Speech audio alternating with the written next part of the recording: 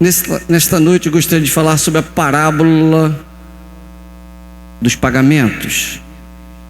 A mensagem de hoje está contida no livro de Mateus, capítulo 20. Você neste momento teve a oportunidade de ver um vídeo dessa parábola. Eu gostaria de compartilhar com vocês o contexto dessa parábola, para que você possa entender um pouquinho. Os evangelhos de Jesus, escritos por Mateus, Marcos, Lucas e João, são evangelhos que retratam a implantação do reino de Deus. O próprio Jesus, quando esteve aqui na terra, ele dizia: é-vos chegado o reino dos céus. Reino dos céus, reino de Deus. Nós sabemos que essa implantação do reino de Deus foi feita pelo próprio Jesus. O próprio João Batista, antes de Jesus, diz: arrependei-vos e convertei-vos. Arrependei-vos porque é chegado o reino dos céus. Chegará alguém que eu não sou digno de desatar a correia das suas sandálias. Esse contexto, esse fragmento, ele é apresentado inúmeras vezes nos evangelhos. É implantado o reino de Deus. E nesta noite eu gostaria de compartilhar com vocês acerca dessa parábola. A parábola daqueles que estavam trabalhando.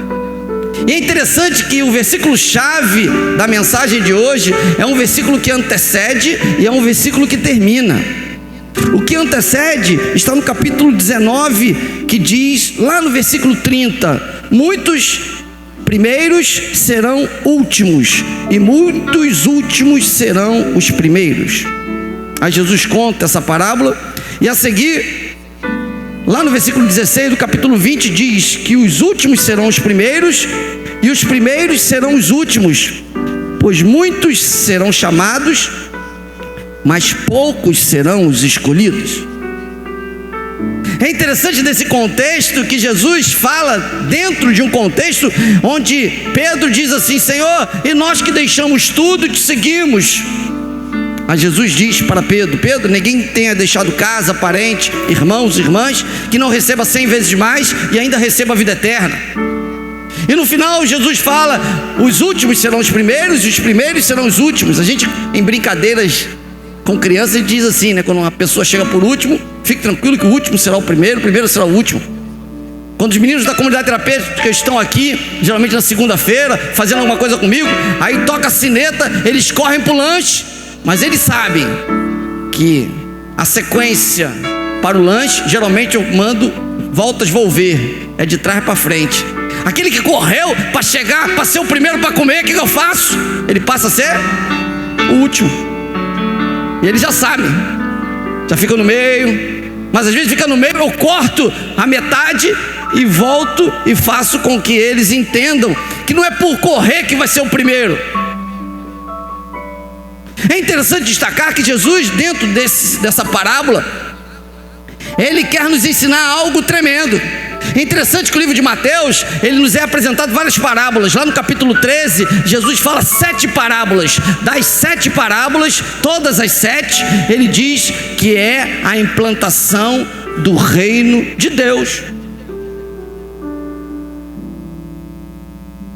João diz que o príncipe deste mundo é Satanás, mas o Senhor veio implantar o reino de Deus. E nesta noite eu gostaria que você entendesse que o reino de Deus sendo implantado no meio de nós, requer de nós, os trabalhadores, alguma atitude.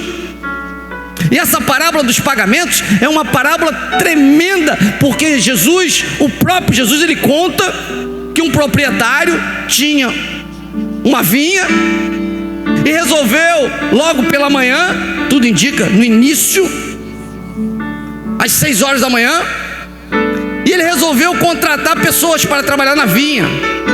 E esses primeiros contratados, ele reuniu e disse assim: olha, eu vos contratarei e vos pagarei 1 denário, que era normal, era o pagamento de um dia de trabalho. E eles foram trabalhar. E o texto bíblico descreve nessa parábola que às 9 horas da manhã, esse proprietário sentiu que precisava mais de trabalhadores, foi até a praça e encontrou homens lá sem fazer nada e disse: vocês estão sem fazer nada, eu preciso de trabalhadores, vão para a minha vinha que lá eu vou pagar aquilo que for justo. E esses foram trabalhar 9 horas da manhã. E assim ao meio-dia ele foi também, 3 horas da tarde ele foi, e diga-se de passagem que chegou 5 horas da tarde, quase no término da jornada de trabalho, porque a jornada de trabalho terminava 6 horas da noite. 5 horas ele foi na praça, encontrou um montão de gente desempregada e pergunta para eles: vem cá, vocês estão aqui sem trabalhar? Por que vocês não estão trabalhando? E aqueles homens que estavam ali responderam: ninguém veio aqui, a gente está aguardando, mas nós estamos disponíveis. Aí, segunda parábola, esse camarada contrata, leva para a vinha, e esses últimos trabalhadores trabalhavam tão somente 1 hora, porque foram contratados 5 horas, 6 horas terminou, só trabalhou 1 hora. E os outros primeiros trabalharam de 6 às 6. E o final da parábola descreve que esse proprietário, ele chama o administrador e diz assim: olha, agora você vai começar a pagar um após outro, a começar dos últimos para os primeiros. E aquele que havia trabalhado, ou aquele grupo, ou aqueles trabalhadores que trabalharam 1 hora tão somente, receberam 1 denário. Olha, trabalhou 1 hora e recebeu completo. Coisa boa. Eu imagino, saíram felizes, realizados. Trabalhei 1 hora, me dei bem. 1 hora, show, ganhei o dia todo. Os que trabalharam de 3 às 6, 3 horas, receberam também 1 denário. Mas o texto bíblico, a partir do versículo 10, mostra que aqueles primeiros que foram contratados por 1 denário começaram a observar a prestação de contas e ficaram indignados. E começaram a observar que aqueles últimos tinham recebido 1 denário, e eles pensaram consigo mesmos: se eles receberam 1 denário e trabalharam 1 hora, nós que trabalhamos de 6 às 6, vamos receber proporcionalmente muito mais. Qual não foi a surpresa deles? Que receberam também 1 denário. E a partir daí, a mensagem de hoje, ela transcorre. O pagamento para esses primeiros. Meu querido, nesta noite eu gostaria de compartilhar acerca disso. O pagamento dos primeiros. Porque Jesus inicia e conclui dizendo que muitos serão chamados e poucos os escolhidos. Às vezes a gente não compreende, mas eu gostaria de dizer para você que eu já fiz parte da equipe de seleção do Exército. Todo rapaz que completa 18 anos tem que se alistar no Exército, Marinha ou Aeronáutica. Eu fui presidente da comissão de seleção. Eu tive a oportunidade de evangelizar todos os meninos que passaram por ali. Eu era o presidente, todo mundo passava, eu falava de Jesus, amém? É interessante que tinham meninos ali que estavam ali e não queriam servir, e outros queriam servir. É bem verdade que as vagas do exército, elas são poucas. Hoje nós temos mais voluntários do que vagas, ou seja, sobram voluntários. Mas o que eu notava, que tinha menino que estava ali na seleção, que na hora do exame, seja exame médico, exame físico ou psicológico, ele mentia, ele omitia para tentar sair. Ou seja, ele dizia: eu sou cego, e enxergava. Ele no psicológico, quando tinha que desenhar um macaco atrás da árvore, ele desenhava a árvore e colocava um macaco com o braço e ficava reprovado. No psicológico, no psicotécnico, muitos faziam isso propositalmente para ficar reprovado. Eles foram convocados, foram reprovados, mas depois, quando tinha algum outro concurso, passava para o oficial, aí pegava aquele exame e ele perdia a oportunidade de entrar, porque ele propositalmente ele foi reprovado. O que eu quero dizer para você, meu querido? O exército, ele chama todo mundo. Muitos são chamados, mas poucos são os escolhidos. Jesus quer mostrar para nós que o chamado dele é para uma grande, quase totalidade. Ele chama, ele nos chama, ele te chama, mas ele vai começar a mostrar para nós que o funil é grande, os escolhidos são poucos. Embora os chamados estejam numa grande totalidade, aqueles que são escolhidos são poucos. E ele acrescenta dentro desse texto dizendo que os últimos serão os primeiros e os primeiros serão os últimos. O que a gente pode aprender dessa parábola? Algumas características básicas da vida no reino de Deus. Porque o próprio Jesus que está dizendo assim: olha, eu estou implantando o meu reino. É como se Deus estivesse montando o exército, fazendo a seleção. E muitos de nós que estamos aqui fomos convocados, ou a totalidade foi convocada. Mas tem gente que, embora sendo chamado, não quer participar do exército do Senhor. Aí nós vamos ver as características daquela pessoa que está, mas não está. Aquela que foi chamada, mas não quer ser escolhida. A primeira característica que eu vejo nesse contexto aqui, veja comigo, meu querido, está no versículo que a gente pode dizer que é o versículo 10. Veja comigo, capítulo 20, versículo 10. Quando os contratados das 5 horas da tarde chegaram para receber um denário, no verso 10 diz assim: vieram os que haviam sido contratados primeiro e deduziram que receberam mais. Ou seja, esses homens deduziram que receberiam mais. Eles trabalharam muito e aos olhos dele receberam pouco. A primeira característica que eu gostaria de mostrar para você nesta noite, meu querido, é essa característica desses primeiros a serem chamados. Eles trabalharam, eles suaram, eles estavam ali o tempo todo.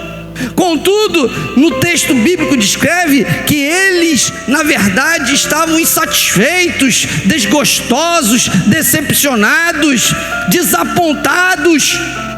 E assim que acontece com muitos de nós. O Senhor nos chama, o Senhor tem um propósito na sua vida. Se você está aqui hoje, é porque você reconhece que existe um Deus poderoso, amém? Deus tem algo na sua vida, Deus tem algo tremendo. Hoje pela manhã a gente viu uma grande mensagem pelo pastor Anderson, que tem gente que está sem objetivo, não sabe onde quer chegar, está vivendo uma vida onde não sabe para onde vai, nem o que faz. O objetivo dele é só pagar as contas, é dormir, é acordar. É como se fosse aquele camarada que canta: deixa a vida me levar, a vida leva eu. Desapontados. Esses trabalhadores que trabalharam full time o tempo todo, de 6 às 6, estavam desapontados. Esses que o Senhor Jesus no final diz assim: olha, muitos são chamados, mas poucos os escolhidos. Esse grupo aqui é o grupo de chamado, mas não está no grupo dos escolhidos. O que tem de cristão assim hoje, o que tem de trabalhador na vinha do Senhor assim, desgostoso, amargurado, não tem o prazer da vida, não tem alegria. E ele não somente para por aqui, mas o texto bíblico mostra na parábola, no versículo 11, além deles ficarem desapontados, além deles ficarem desgostosos, insatisfeitos, porque eles queriam receber mais, no plural, no verso 11, descreve aqui, eles começaram a se queixar, eles começaram a lamuriar-se, a reclamar, a queixar-se das coisas, a praguejar. Ou seja, eles trabalharam de 6 às 6 e na hora de receber o denário, eles ao invés de ficarem felizes, eles começaram a reclamar. O que tem de crente assim também, que recebe as bênçãos de Deus, recebe saúde, tem uma família. É claro que tem problema, é claro que tem dificuldade, é claro que as coisas estão caras para todos nós, mas a pessoa só vive se queixando. São grupos de pessoas que são apenas chamadas.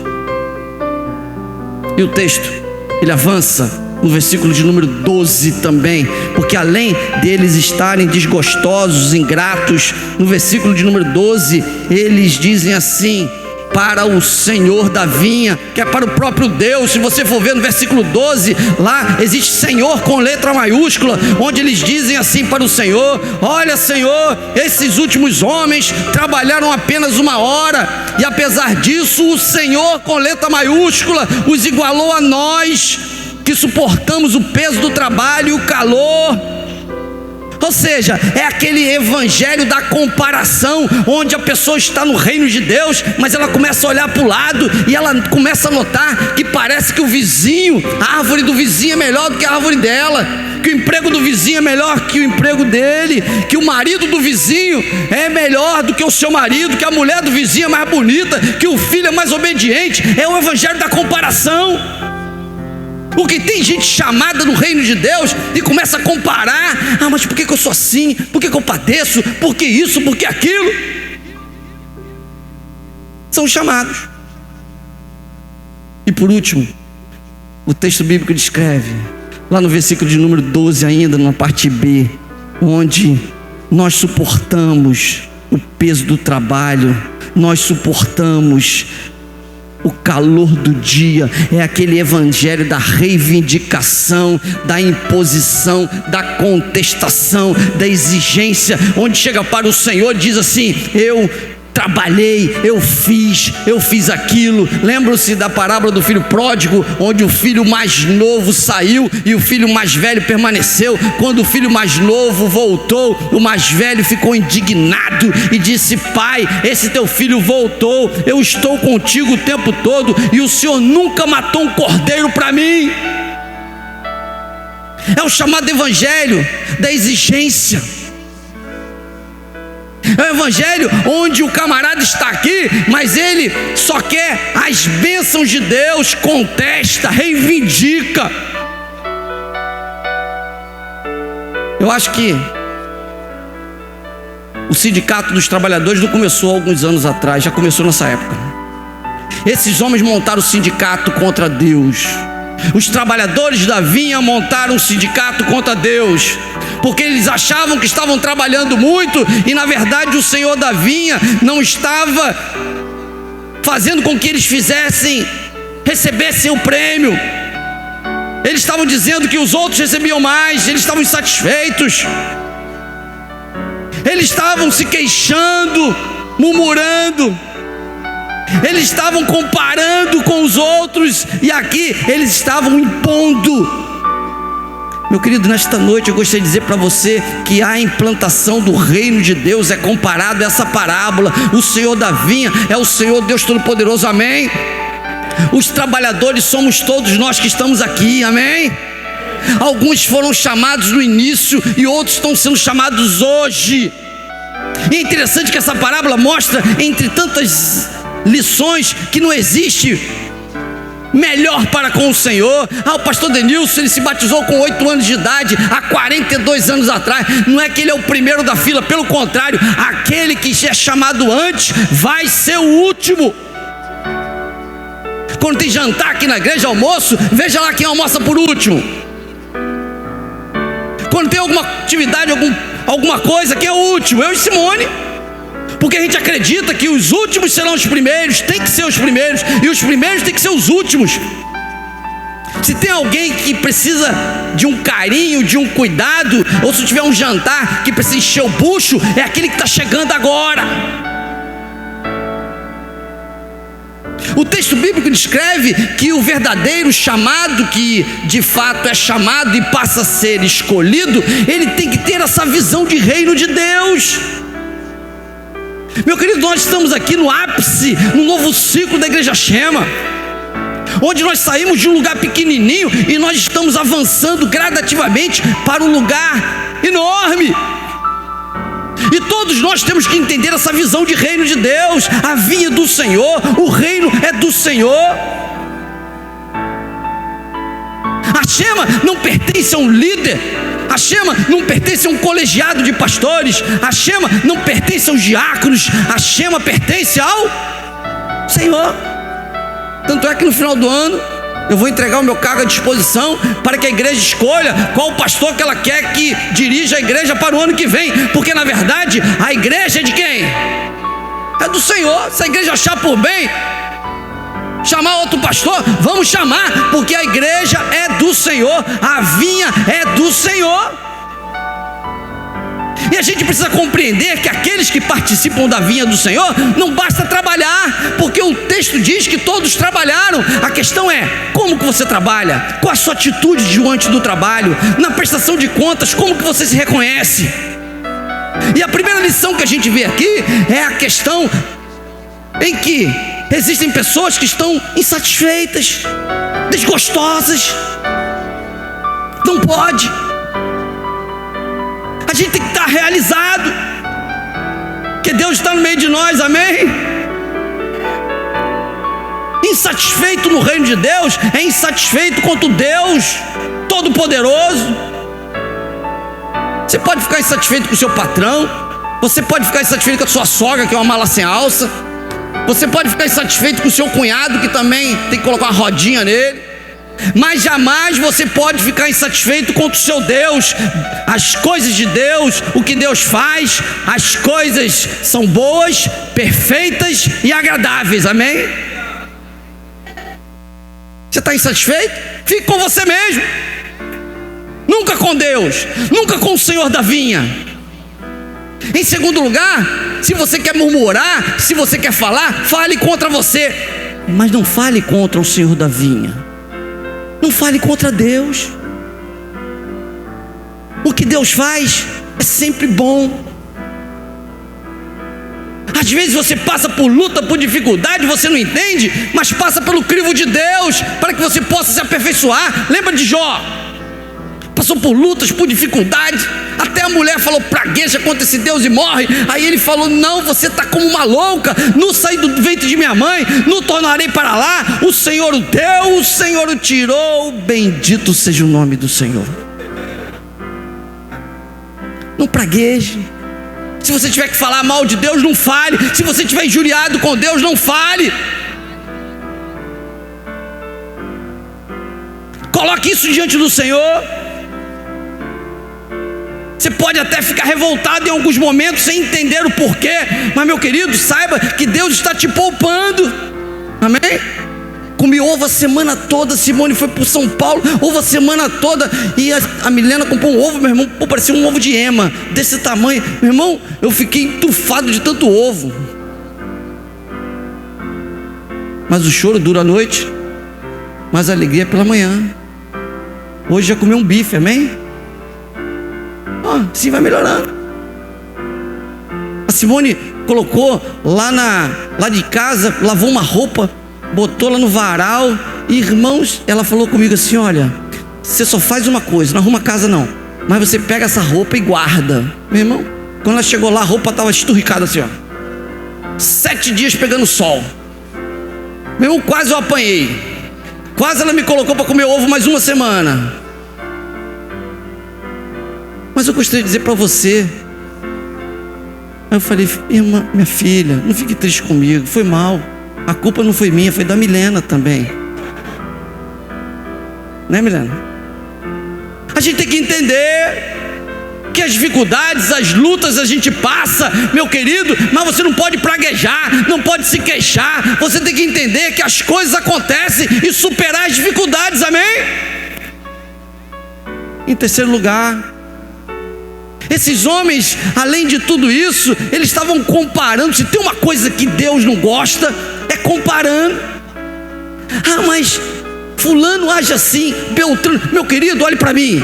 Deus age como Ele quer. Olhe para o seu irmão e diga: meu irmão, Deus age como Ele quer. Não adianta você querer definir: mas Deus chegou lá na Chema e deu a carreta, não deu para fulano de tal. Meu irmão, Deus age como Ele quer.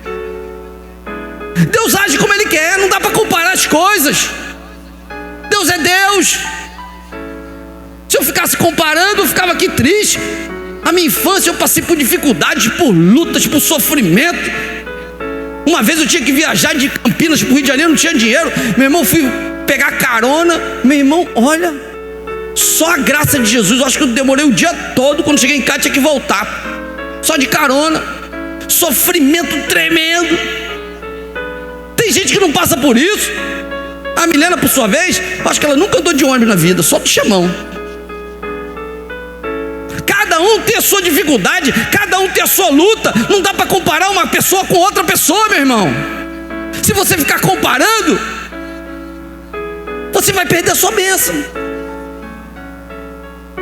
Esses trabalhadores estavam comparando, olhando para o Senhor, falando: Senhor, por que o Senhor está dando um denário para eles e eu trabalhei o dia todo e não ganhei o denário? O Senhor deu uma lavada nele. Amigo, eu faço o que eu quero. Escuta o que eu estou te falando, em nome do Senhor. Baixa a tua bola, que Deus faz como Ele quer. Você está insatisfeito? Você vai ter 2 trabalhos: de ficar e de não ficar. Porque Deus vai fazer como Ele quer. Hoje, se eu estou aqui, é porque eu passei por muita luta, por muita dificuldade.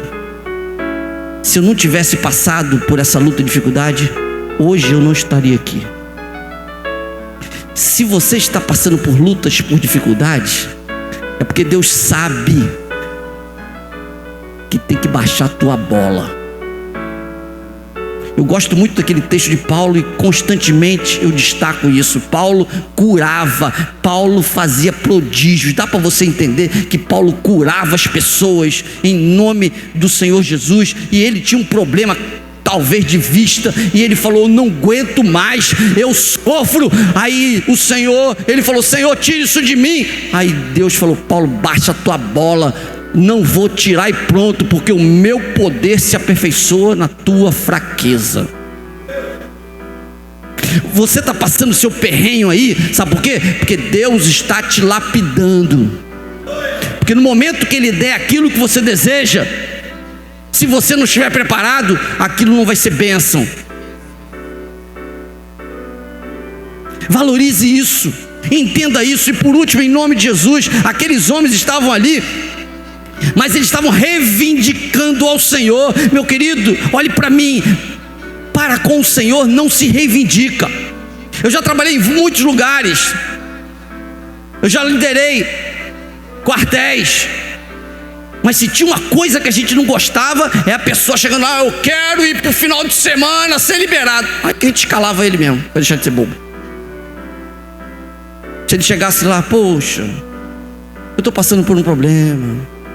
Tá bom, vamos ver a possibilidade. Não, mas eu quero ser liberado. Tá bom, agora que tu vai ficar. Reivindicar a autoridade, a liderança, não é algo bom. Ainda mais contra Deus. Quem somos nós? Nós somos um pó, nós não somos nada. Ainda tem gente que se acha o Todo-Poderoso. Meu irmão, você não é nada. Não adianta reivindicar. Olha o que o Senhor fala para esse homem, veja comigo, Mateus 20, e olha, o dono da vinha diz assim: amigo, versículo 13: eu não estou sendo injusto contigo, meu amigo. Nós não combinamos que eu te pagaria um denário? Sendo assim, toma o que é teu, homem, vai embora, pois o meu desejo é dar a este último tanto quanto a ti te deu. Porventura, não me é permitido fazer o que eu quero do que é meu? Ou manifestas a tua inveja porque eu sou generoso? Meu querido, Deus é bom, Deus é misericordioso, Deus é bondoso. Não adianta você tentar reivindicar que quanto mais você copar, como dizem no Rio de Janeiro, copar o Senhor, mais você vai esperar chegar a tua bênção. Porque Deus não quer sacrifício, mas Deus quer, diga, obediência. A um coração contrito e quebrantado, o Senhor não despreza. Eu gostaria de concluir essa mensagem nesta noite dizendo para você, em nome de Jesus: muitos são chamados, mas poucos os escolhidos. E eu vou ler 12 características do chamado e do escolhido. Todo chamado é um membro, mas nem todo membro é um discípulo. O chamado se ganha, o escolhido se faz. O chamado se entrega como parte das suas finanças. O escolhido entrega a vida. O chamado busca na palavra promessas para a vida, mas o escolhido busca vida para receber as promessas. O chamado se senta para adorar, o escolhido anda adorando. O chamado vale porque soma, o escolhido vale porque multiplica. O chamado aumenta a comunidade, o escolhido multiplica a comunidade. O chamado é um velho problema para a igreja, o escolhido idoso é um problema para o reino das trevas. O chamado é membro para ir para o céu. O discípulo escolhido é aquele que leva a gente para o céu. O chamado é sócio. O escolhido discípulo é servo. O chamado espera a recompensa para dar. O escolhido é recompensado porque dá. O chamado pede que os outros orem. O escolhido sempre ora pelos outros. O texto é membro e discípulo. Eu digo que membro é o chamado, escolhido é o discípulo. Deus quer fazer-nos discípulos, escolhidos.